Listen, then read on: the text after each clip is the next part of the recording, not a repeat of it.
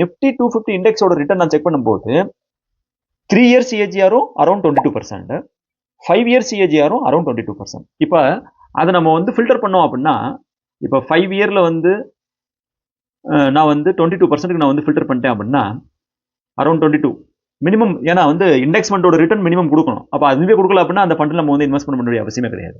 அப்போ 22% சொல்லி நான் கொடுக்குறேன் அப்படின்னா என்னென்ன ஃபண்ட்லாம் வந்து வெளியே வருதுன்னு சொல்லி பாருங்க.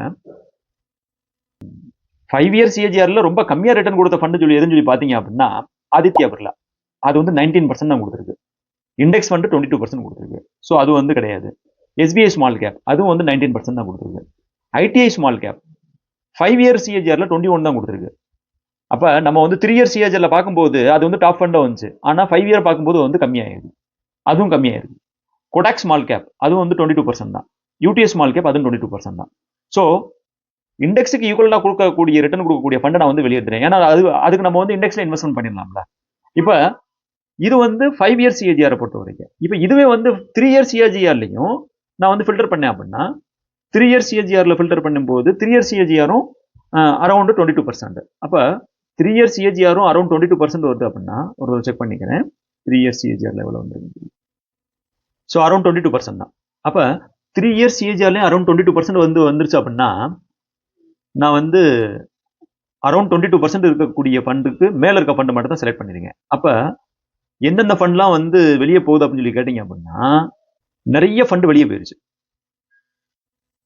ஆல்மோஸ்ட் இந்த 2 ஃபில்டர் போட்டோம் அப்படின்னா இண்டெக்ஸ் ஃபண்டோடைய 3 இயர்ஸ் சிஏஜிஆர் 5 இயர்ஸ் சிஏஜிஆர் 22% வந்து கொடுத்துருக்கு. இப்போ அந்த ஃபில்டர் போட்டோம் அப்படின்னா நமக்கு மிஞ்சின ஃபண்டுன்னு சொல்லி கேட்டீங்க அப்படின்னா Bandhan small cap, Invesco India, Nippon India, Sundaram small cap, Edelweiss small cap. So நம்மளுடைய லைஃப் வந்து ஈஸி ஆயிடுச்சு. ஸோ இதுதான் வந்து ஆக்சுவலாக வந்து ஸ்மால் கேப் இண்டெக்ஸ்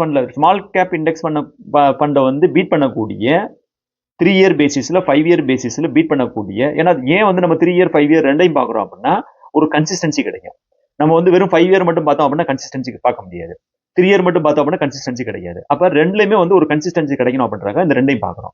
இப்போ இதில் ரெண்டையும் பார்த்தோம் அப்படின்னா உங்களுக்கு வந்து டாப்பாக வர்றது எதுன்னு சொல்லி கேட்டீங்க அப்படின்னா பந்தன், இன்வெஸ்கோ, நிப்பான், சுந்தரம், எடல்வைஸ்.